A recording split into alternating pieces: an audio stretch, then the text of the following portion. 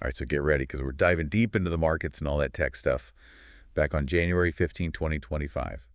Um, it was a big day, a lot of anticipation, especially with that December CPI data everyone was waiting for, about to drop. Oh, yeah, fascinating day. Yeah, pre-market, things are looking pretty good for U.S. stocks. Futures for the S&P, the Dow, and the Nasdaq-Q, they were all in the green. Good PPI print the day before kind of helped with that.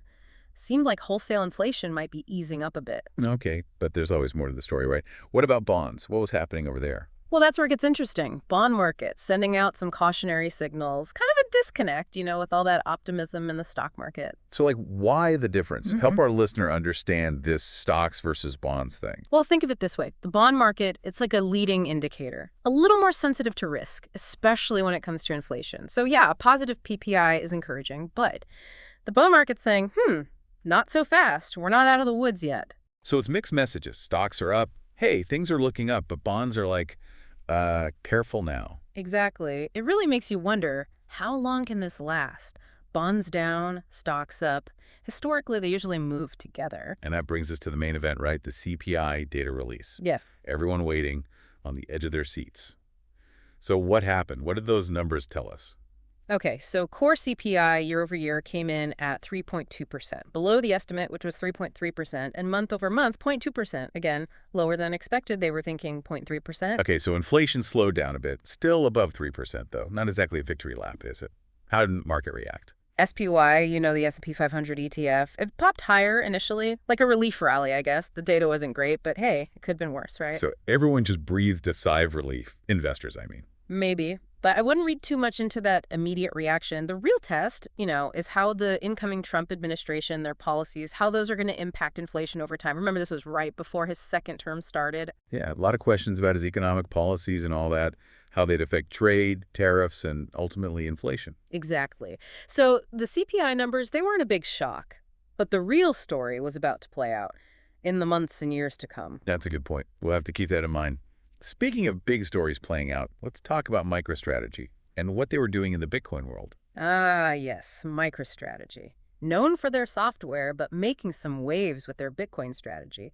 On this day, they were planning a perpetual preferred stock offering to raise, get this, $2 billion in the first quarter of 2025.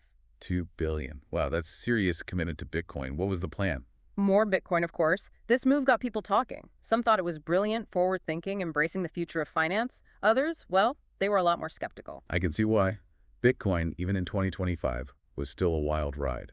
What were the concerns about their strategy? The usual, Bitcoin's volatility, the lack of regulation, the potential for manipulation. But there was a bigger question, too. Was this the best way to use shareholder money? I mean, putting billions into something so volatile, that's risky for any company, especially a public one. And what about their CEO, Michael Saylor? What was he saying? True believer. Saw Bitcoin as a way better store of value than fiat currency, especially with all the inflation worries. He was convinced, said Bitcoin was the future of money. Talk about conviction. All right, let's switch gears a bit. Dive into quantum computing. Exciting potential, but also a lot of skepticism. Absolutely. And on this particular day, you had this interesting debate going on between Microsoft and Nvidia, two big tech companies, but with very different views on quantum computing. Okay, break it down for me. Who said what? Microsoft came out strong, claiming quantum computing was almost there, on the verge of solving meaningful problems, real-world impact kind of stuff. So big advancements just around the corner. That was their message. But then you had Nvidia's CEO, Jensen Huang. He wasn't buying it. Said practical quantum computing was still 15 to 30 years away. Wow, that's a huge difference. Yeah. So who's right? 15 to 30 years versus any day now? Well, it depends what you consider meaningful problems. Maybe Microsoft's talking about early applications, while Huang's thinking about something much bigger, more revolutionary. So it's not just if it works, but what it can solve and when. Exactly. And, there's this company, D-Wave Systems.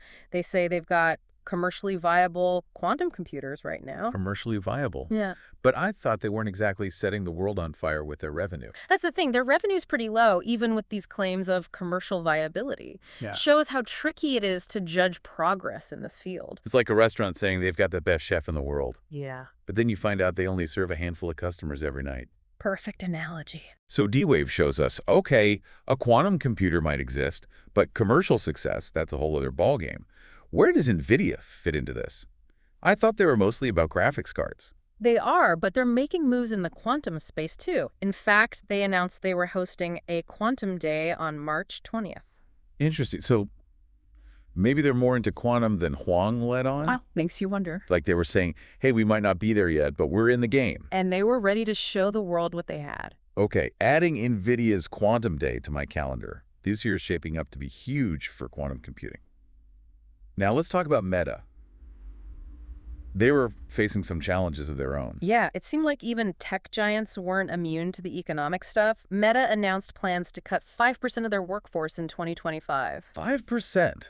That's a lot of people. What was going on? Officially, the memo said, streamline, become more efficient, make room for new talent, emphasize performance, natural attrition, managing out low performers, all that. Okay, so restructuring. But was it just cost-cutting or something more strategic? Probably both. Remember that podcast interview Zuckerberg gave? Seemed like he was hinting at a shift in focus. Oh yeah, the Joe Rogan podcast. What kind of shift? He talked about focusing more on building new tech, new products, instead of getting bogged down in policy debates and free speech stuff. So moving away from some of the controversies they were dealing with. Seemed that way. Zuckerberg back to his roots as a tech innovator. And maybe a little less scrutiny, being the head of a social media giant, right? Maybe. Oh, and he also talked about AI and how it'll affect jobs, especially for coders. Big topic these days. What was his take? He said AI will replace some coding jobs, for sure, but it won't replace humans entirely. So kind of a balanced view on AI and coding. Yeah, I guess you could say that. Saw both the disruption and the need for human ingenuity. It's fascinating, isn't it? Yeah. AI is seen as both a threat and an opportunity, something we all have to pay attention to no matter what industry we're in. Speaking of things to pay attention to, let's talk about TikTok. They were in a tough spot back then. Oh yeah, TikTok was facing a possible U.S. ban. It was set to take effect unless the Supreme Court stepped in. A nationwide ban. That's huge. Why? Concerns about data security, national security risks, all that. U.S. government worried about TikTok being owned by a Chinese company and user data going to the Chinese government. So a popular app versus geopolitical issues. Exactly. And it wasn't just about the app itself. There were almost 177,000 U.S. employees. What would happen to them? Right. Their jobs were on the line. What would happen if the ban went through? Nobody knew for sure. Most likely, massive layoffs, and that would affect the whole economy. High stakes. Were there any other options besides a complete ban? There was this unexpected twist. Mr. Beast, you know, the YouTuber, the one with all the crazy stunts and giveaways, he said he was interested in buying TikTok. Mr. Beast buying TikTok. Yeah. Wow, that's a headline I didn't expect. What was his idea? He wanted to save it from being shut down, said he was talking to some billionaires, seeing if a purchase was even possible. So it's like David versus Goliath, Mr. Beast trying to rescue TikTok from the government. Kinda, yeah. Shows how valuable TikTok was, even with all the problems it was facing. It's crazy how, even in the digital age, companies and their employees are at the mercy of governments. And sometimes even individual people. Okay, let's shift gears again. Let's talk about something that hit closer to home for a lot of people. The aftermath of those terrible California fires. Tragic events like that always have an impact on different industries. In this case, the companies doing the rebuilding, they were the ones who stood to benefit. Like construction, building materials, that sort of thing. Exactly. Home Depot, Lowe's, they were the obvious ones. People need to rebuild their homes. Those are the places they go. Those companies were likely to see a big jump in demand. It's a reminder that even with tragedy, there's the practical stuff, the economics of it all. That's true. And looking at it purely from an analytical standpoint, Lowe's chart was looking pretty good. Bounced off its 200-day moving average. Hold on, can you explain that? What's a 200-day moving average and why does it matter? Sure. It's a technical indicator, tracks the average closing price of a stock over the past 200 trading days. Traders use it as a kind of support level.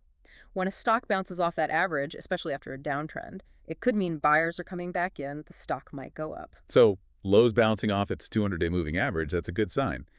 Any other investment ideas related to rebuilding? There's the Global X U.S. Infrastructure Development ETF, ticker symbol PAVE. It invests in companies involved in all sorts of infrastructure stuff, construction, engineering, materials, all that. PAVE, fitting given this situation. So Home Depot and Lowe's, that's more immediate needs. PAVE is more long-term, focused on infrastructure development. Right. And, infrastructure spending, that usually has support from both sides of the aisle, not so affected by political changes. Good point. Adds some stability in an unpredictable world. Okay, we've covered a lot of ground here in the U.S. Let's go across the Atlantic, see what's happening in Europe. Europe. So much history, culture, and maybe some investment opportunities that people are missing. You seem pretty interested in European markets. What are you seeing? I think it's a contrarian opportunity. Everyone was negative on Europe at the time, but that's why I think there's value there. Assets are undervalued because of all the pessimism. Yeah, I get why people might be hesitant. Europe was dealing with a slow economy, political uncertainty, the whole Brexit thing. All true. But I think all that negativity created a situation where investors are missing out on the real value. So you're saying sometimes the best time to buy is when everyone else is selling? Exactly. Hmm. Fear can make people do irrational things. When everyone's running for the exits, that's when you should be looking for bargains. Okay, I'm listening. What makes you think Europe's undervalued? Well, think about history for a second. Europe now, it's like the US in the 1970s or 2008. Everyone's doom and gloom, but those were great times to buy assets. You're saying people are too focused on the bad news and missing the potential in Europe. That's my view, yeah. And the numbers back it up. Valuations in Europe were way lower than in the US. Look at the TAPE ratio. It's a measure of long-term stock valuations, and it was much lower in Europe. For our listeners who might not be familiar with that, can you explain the KP ratio? Sure. It's the cyclically adjusted price-to-earnings ratio. It smooths out earnings volatility by using an average of inflation-adjusted earnings over the past 10 years, gives you a more accurate picture of what a company or a market is really worth compared to just looking at current earnings. So a lower KP ratio means the market's undervalued. Exactly. And Europe's KP ratio was much lower than the US back then, meaning European stocks were potentially a better deal. So more value for your money in Europe. You could say that. And there were certain companies, certain sectors that I was really interested in. All right, give us the specifics. Which companies caught your eye? In semiconductors, there's ASML Holdings, based in the Netherlands, and they're key in the global chip-making world, especially for companies like Nvidia. ASML makes those lithography machines, right? The ones they use to make those tiny chips that power our phones and computers, everything. So they're vital for the whole global supply chain. Exactly, and they're a European company. Right. So investing in ASML, it's a way to tap into the semiconductor boom and also get exposure to this potentially undervalued European market. What other European companies were on your radar? In pharmaceuticals, I was looking at Novo Nordisk. They're a big player in diabetes, and they were doing some really interesting things with GLP-1 drugs. Just for our listeners who aren't doctors, what are GLP-1 drugs and why all the buzz? They're glucagon-like peptide-1 receptor agonists, originally for type 2 diabetes. They mimic a natural hormone that helps regulate blood sugar.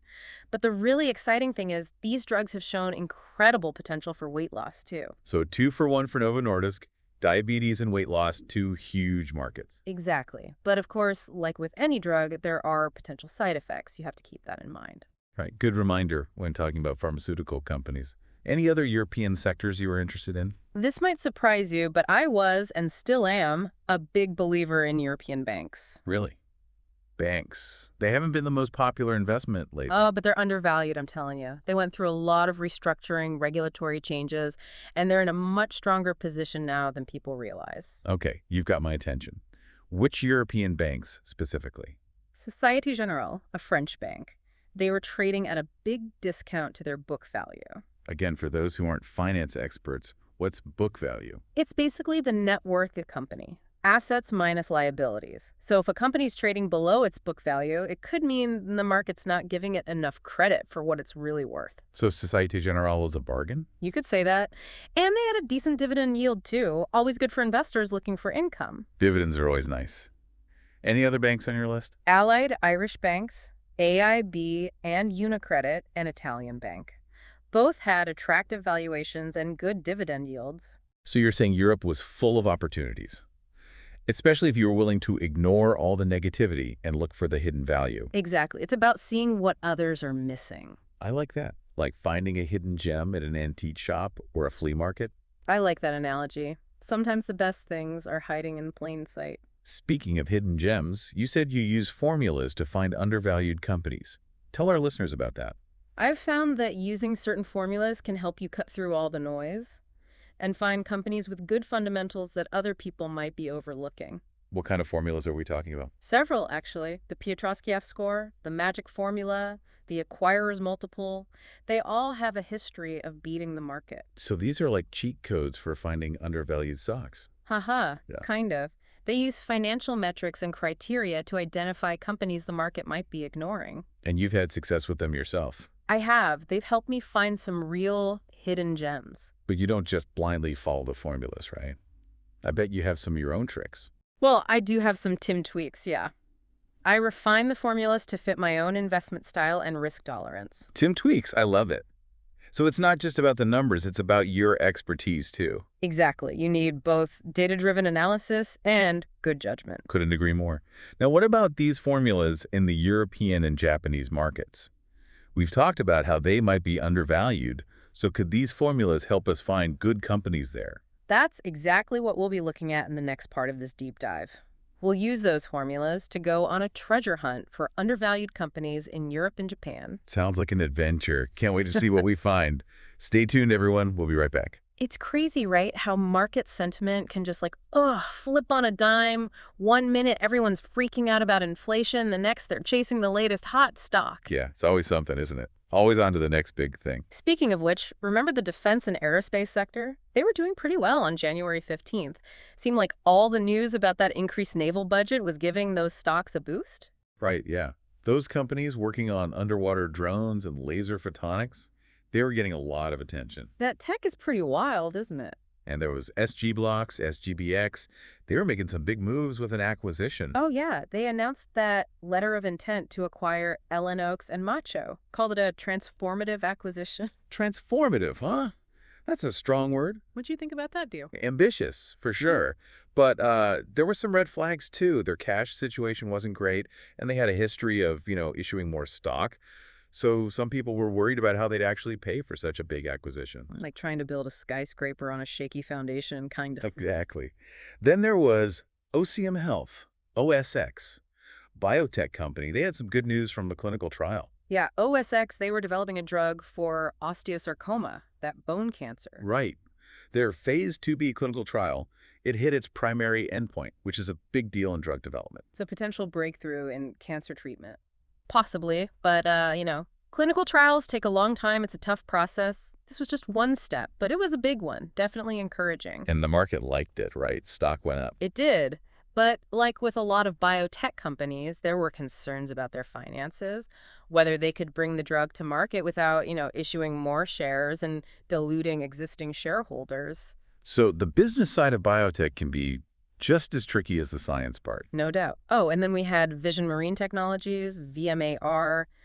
Their stock jumped after they announced a new patent for battery authentication and encryption technology. Interesting. Not your typical boat company. Nope. They were making moves in the electric boat market, which is, an industry with a lot of potential. I remember we actually traded VMAR earlier that day based on a partnership they announced. That's right. It just shows you companies involved in the electric vehicle world, even in a niche market like electric boats, investors are paying attention. Yeah, it's all about finding those trends early. Speaking of trends, those quantum computing stocks were back in the headlines.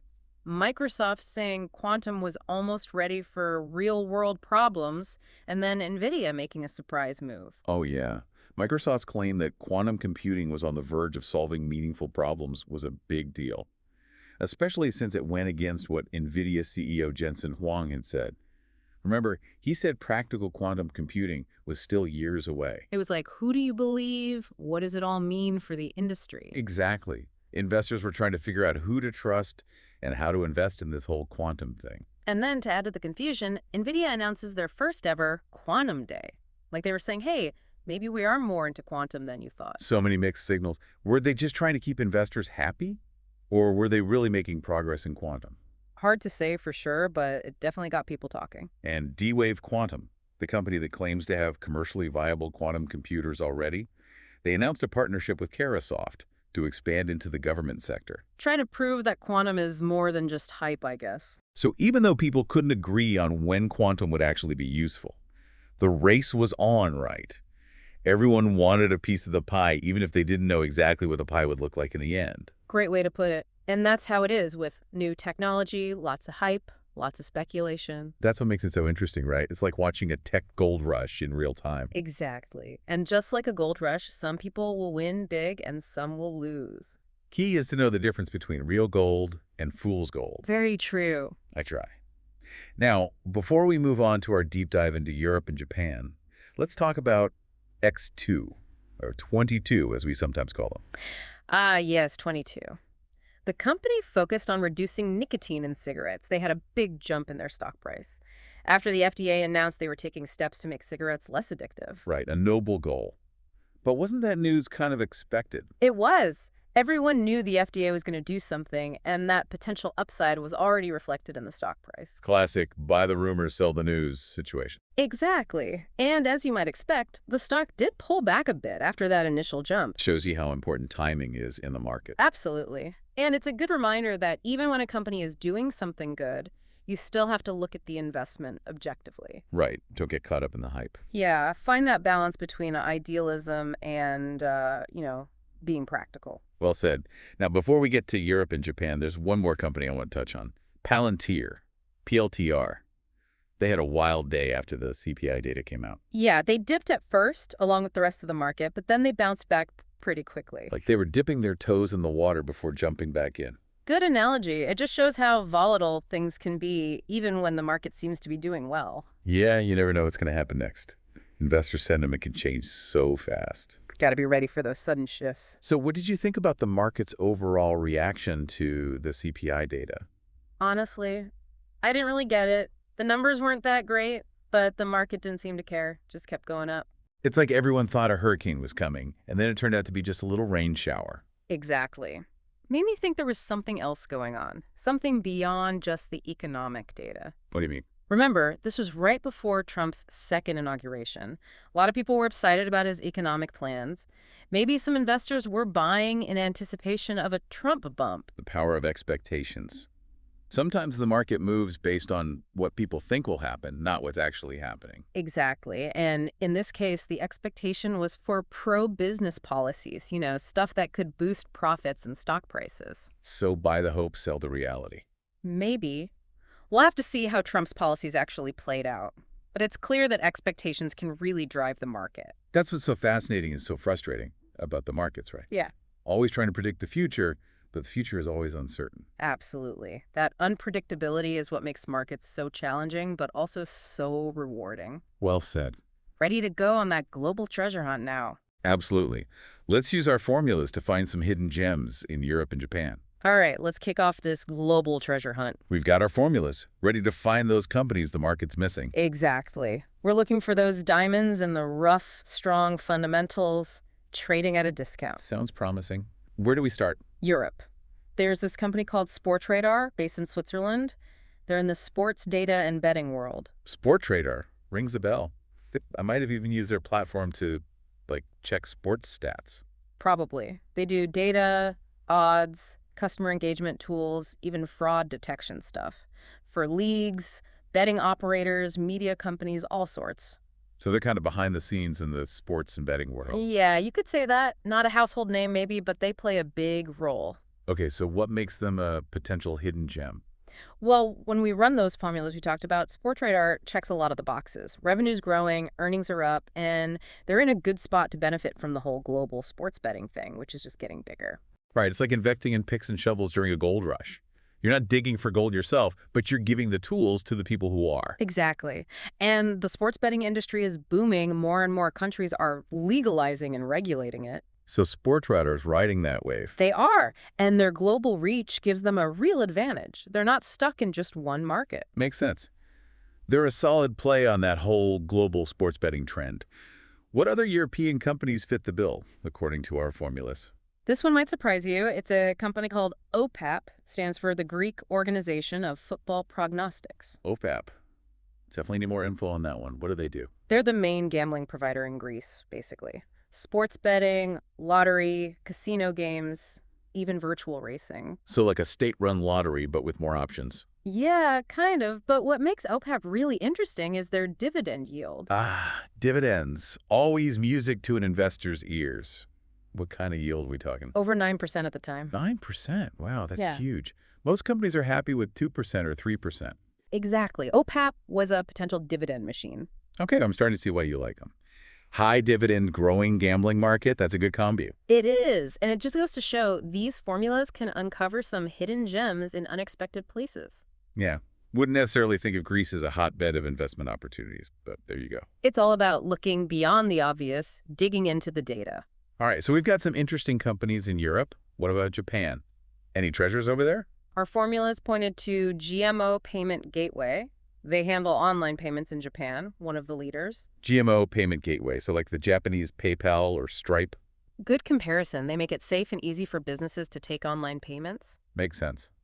With e-commerce growing everywhere, a company like that would be doing well.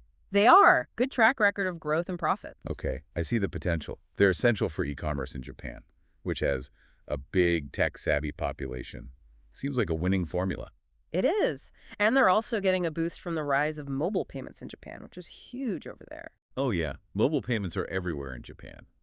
I remember when I was there a few years ago, everyone was using their phones to pay for everything. Train tickets, vending machines, you name it. It's a big change, and companies like GMO Payment Gateway are benefiting from it. It's incredible how technology changes things so fast, creates whole new industries. It really is. That's one of the things I love about investing, always something new and exciting.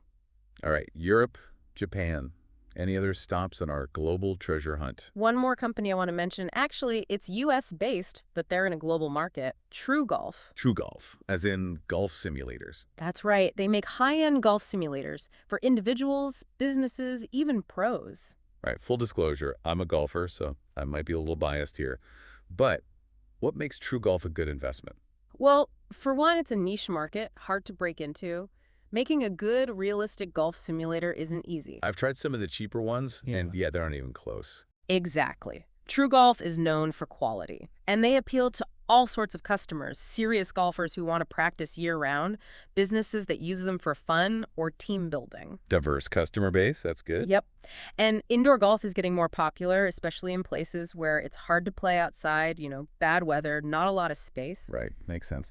And True Golf is expanding into new markets internationally, too. Global growth strategy, I like it. Their financials are solid, too. They recently became profitable, which is always a good sign. Moving to profitability. Like a golfer sinking that long putt to win the tournament. Perfect way to wrap up our treasure hunt. So, besides the fact that I clearly need to get myself a golf simulator, what's the big takeaway for our listeners today? The big takeaway is this. There are always opportunities out there, even in places you might not expect. Right. Do your research, be curious, and don't be afraid to think outside the box. Exactly. Sometimes the best investments are the ones that go against conventional wisdom. I love that approach. It's like being a financial detective, following the clues to find the best investments. Great analogy. You're on a roll today. Well, I learned from the best. All right, everyone, until next time, keep exploring, keep learning, and keep searching for those hidden gems in the market. Happy hunting!